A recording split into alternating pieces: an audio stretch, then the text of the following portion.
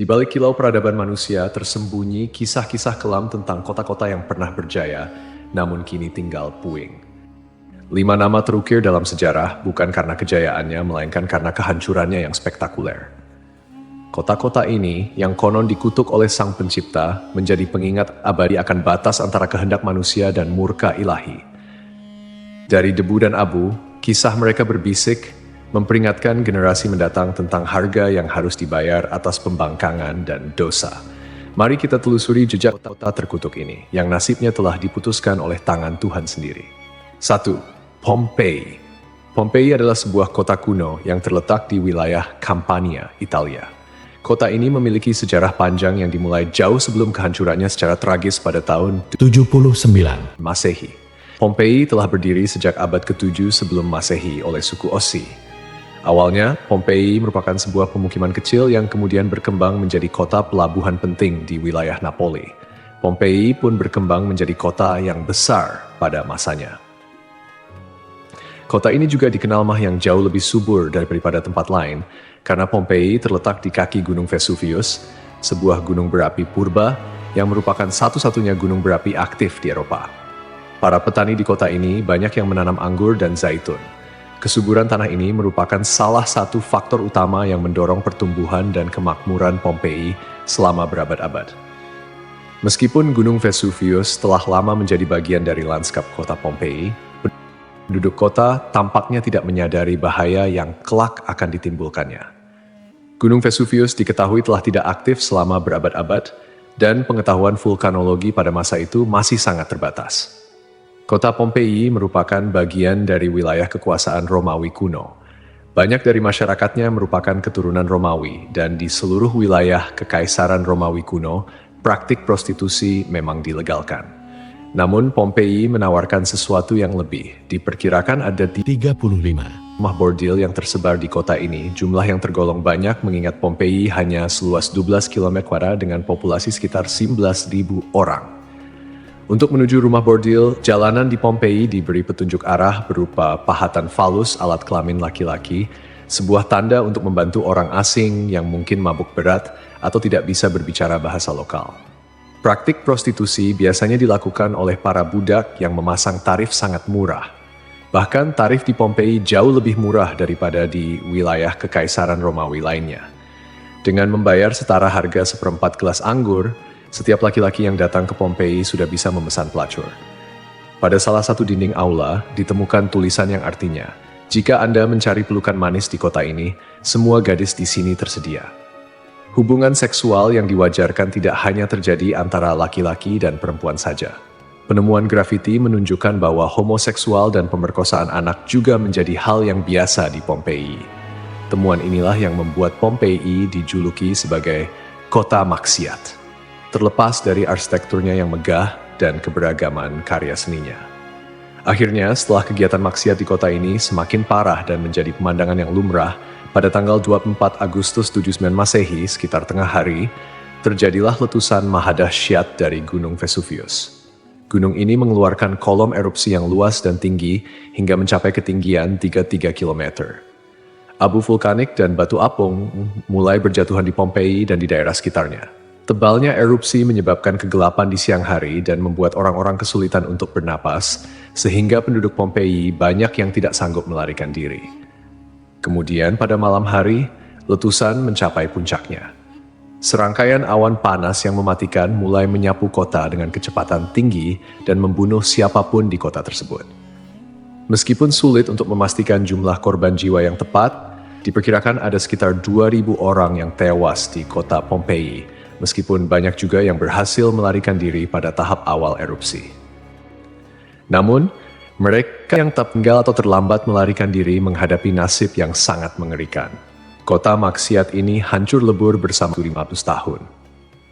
Setelah sekian lama, Pompei ditemukan kembali pada abad ke-18 dan penggalian yang dilakukan mengungkapkan banyak artefak serta mumi-mumi yang terkubur di bawah abu vulkanik. Pompei kini menjadi simbol peringatan akan bahaya dari keangkuhan dan dosa manusia.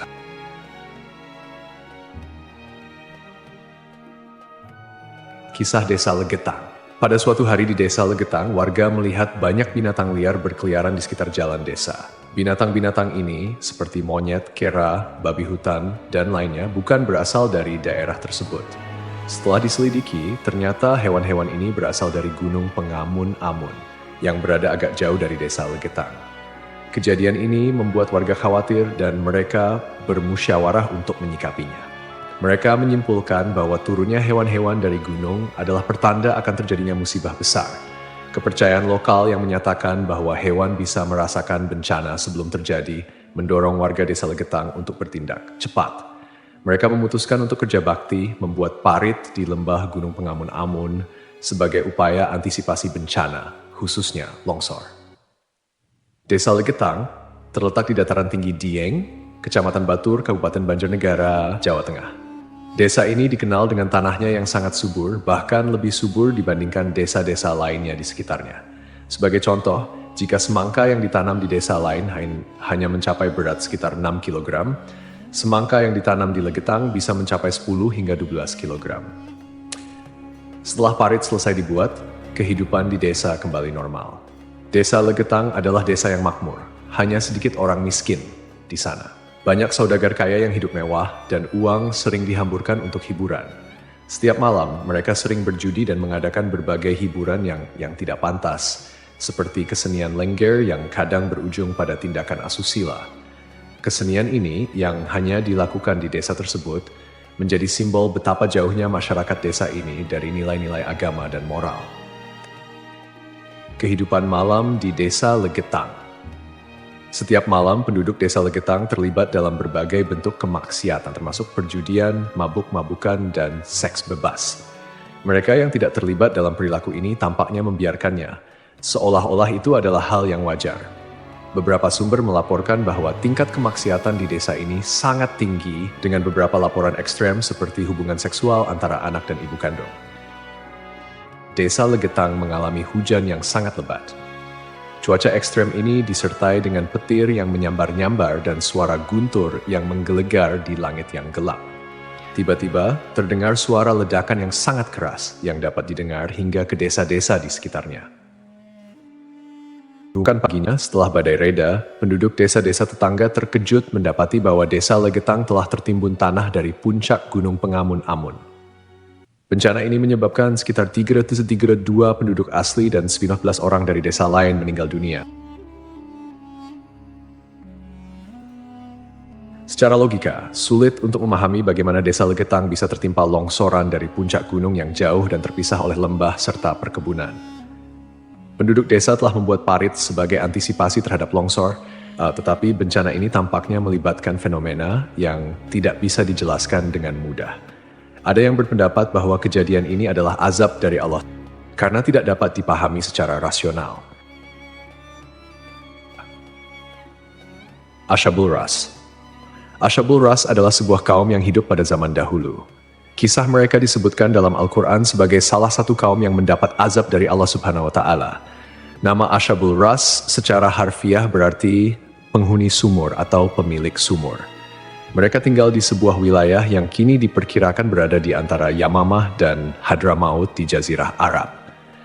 Kehidupan Ashabul Ras sangat bergantung pada sebuah sumur besar yang menjadi sumber air utama. Tidak hanya menjadi pusat kehidupan, tetapi juga menjadi simbol kemakmuran dan identitas kaum tersebut.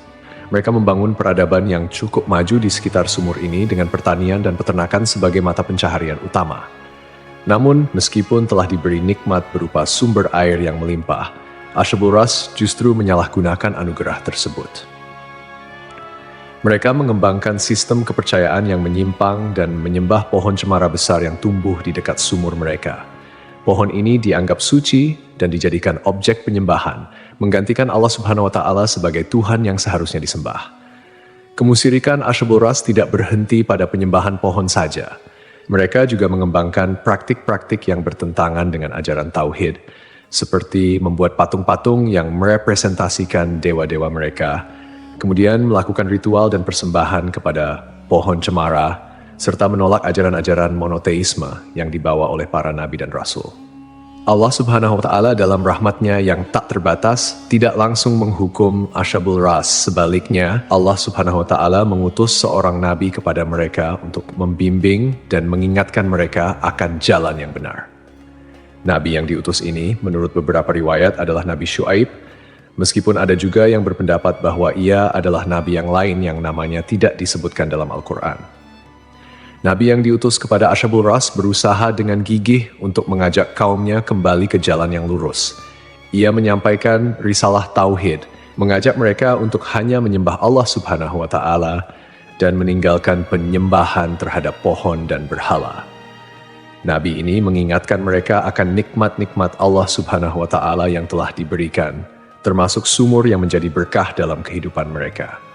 Namun, meski telah diingatkan, mereka tetap keras kepala dalam kekufuran dan kemusyrikan, bahkan mulai mengancam dan memusuhi Nabi yang diutus kepada mereka.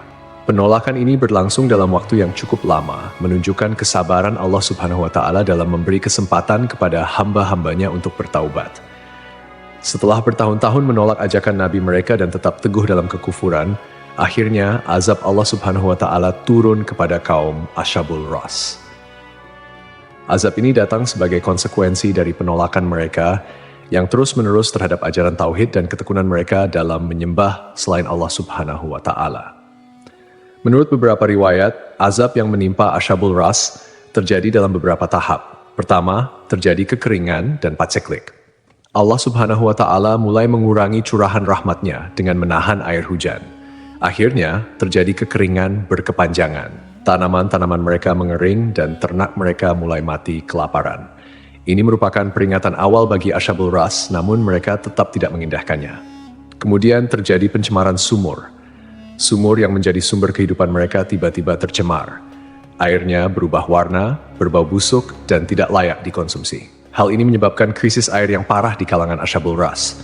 Lalu datanglah gempa bumi. Sebuah gempa dahsyat mengguncang wilayah tempat tinggal Ashabul Ras. Gempa ini menghancurkan bangunan-bangunan dan infrastruktur yang telah mereka bangun selama bertahun-tahun. Akhirnya, mereka pun binasa, meninggalkan kisah yang menjadi peringatan bagi generasi-generasi setelahnya tentang konsekuensi dari menolak petunjuk ilahi dan hidup dalam kemusyrikan.